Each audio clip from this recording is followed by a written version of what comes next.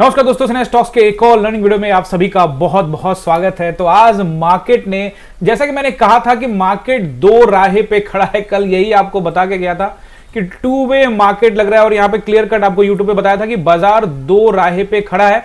लेकिन हाँ, ये जरूर कहा था कि जो बाजार का एज है वो नीचे की तरफ ज्यादा है, लेकिन बाजार ने क्या किया, बाजार ऊपर की तरफ निकला और एज न्यूट्रल, क्योंकि हम रहते हैं न्यूट्रल, तो यहां न्यूट्रल रहने का फायदा मिला और कॉल साइड में आज हमने पैसा बनाया।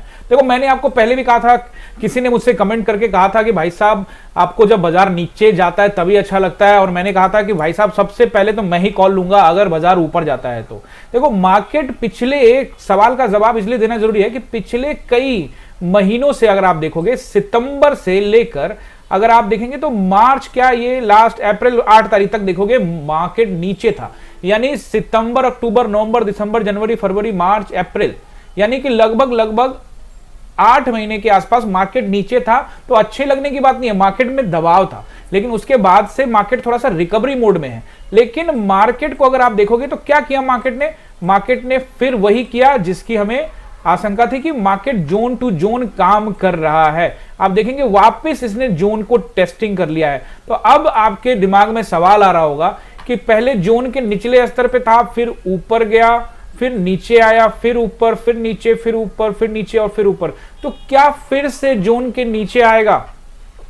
जब तक मार्केट जोन से बाहर नहीं निकलता है तब तक यही सिलसिला, यही साइकिल चलते रहता है। लेकिन एक बार उसको जोन से बाहर तो निकलना ही होता है। नीचे जब वो गैप डाउन किया था तो बहुत तेजी से दो कैंडल बने थे और कल बहुत सारे लोगों ने पुट में पैसा लगा दिया होगा। कल तो एक्सपायरी थी, लेकिन अगले एक्सपायरी के लोग पुट में गए होंगे क्योंकि कल गिरावट हुई थी और लोगों को लग रहा होगा मार्केट नीचे जाएगी। और मैंने कहा था कैरी फॉरवर्ड नहीं करना है क्योंकि अनसर्टेनिटी काफी है वर्ल्ड मार्केट में और भारतीय बाजार वैसे भी स्ट्रांग है। यही कह रहा था पिछले कई दिनों से कि भारतीय बाजार स्ट्रांग है, और खास करके जब तक 23,800 का ये जो लेवल है ये ब्रेक नहीं करता, ये जो पहाड़ की दो चोटियां हैं इनको ब्रेक नहीं करता, तब तक तो मैं स्ट्रांग ही रहूंगा, वीकनेस की तरफ तो नहीं देखने वाला।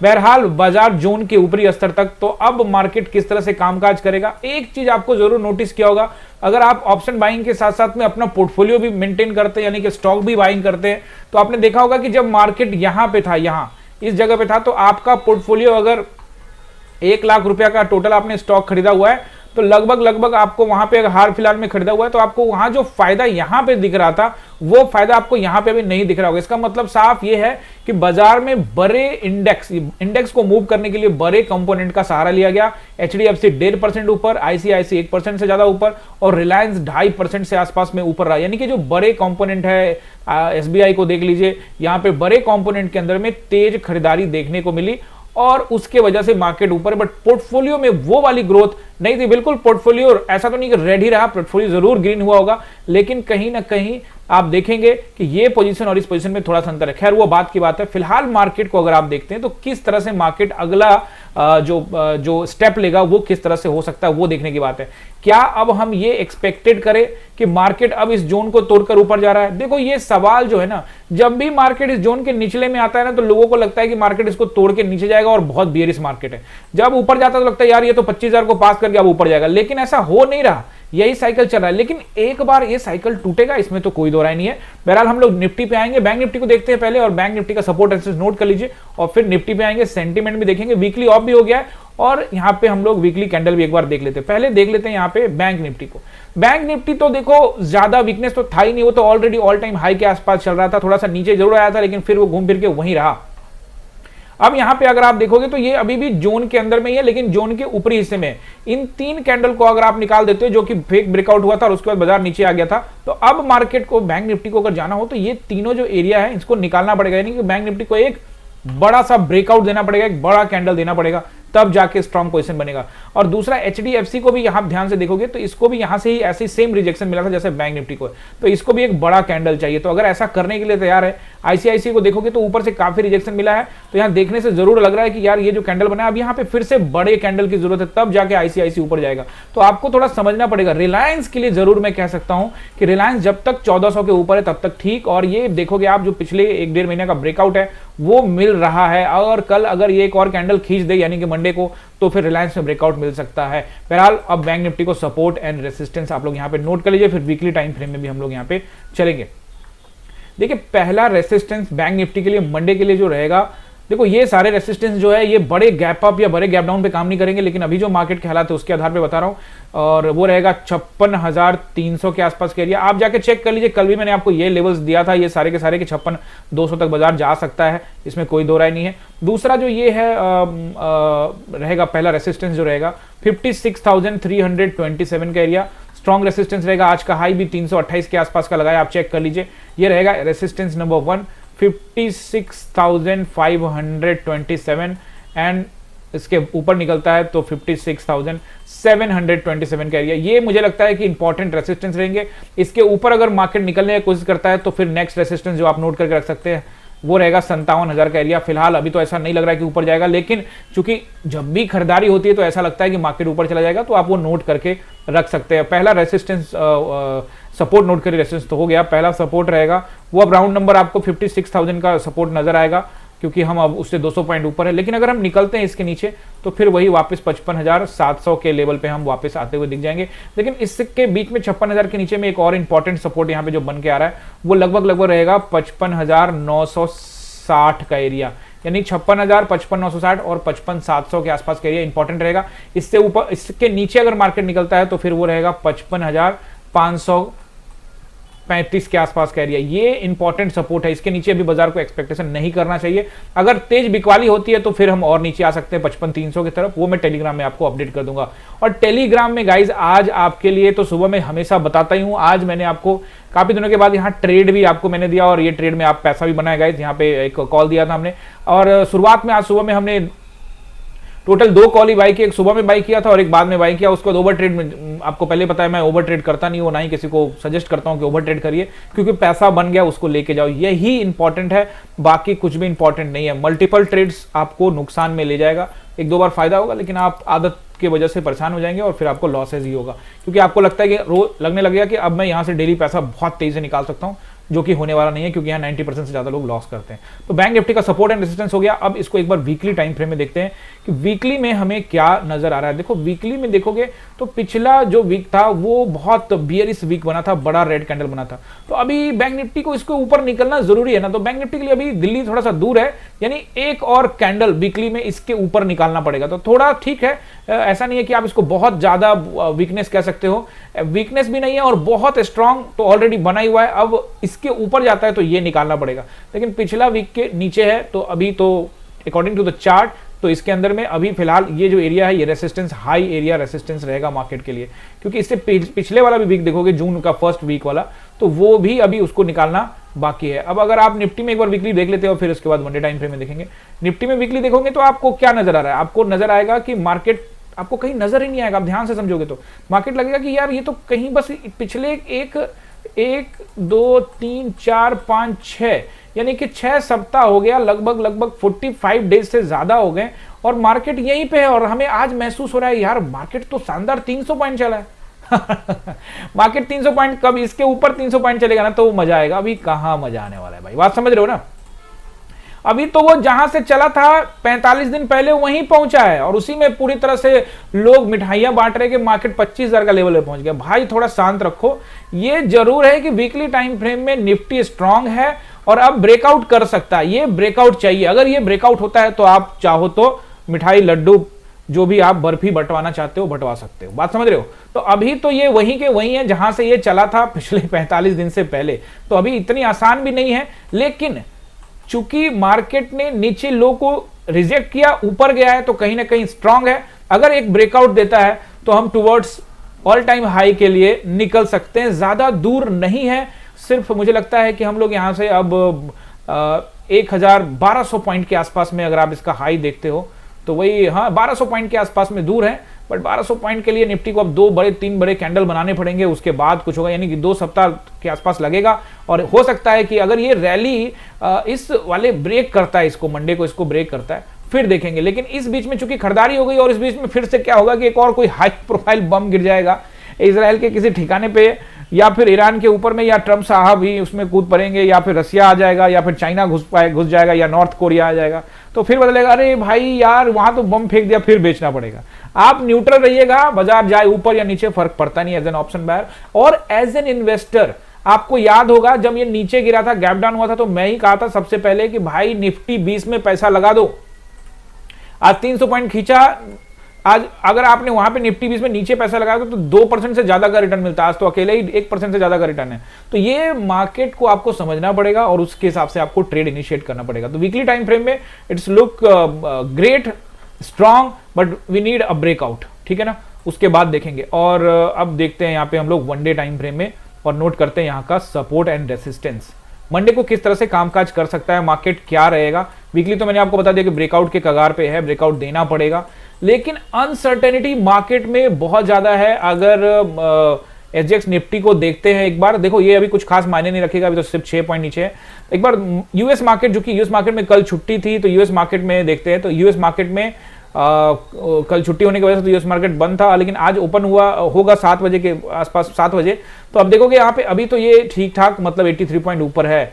तो आज देखना पड़ेगा कि यूएस मार्केट में किस तरह से जो है खरीदारी होती है या नहीं होती, क्या डिक्लाइन मिलता है या खरीदारी होती है। तो फ्लैट ही है, थोड़ा बहुत प्लस पॉइंट आप इसको जरूर यूएस मार्केट को दे सकते हैं।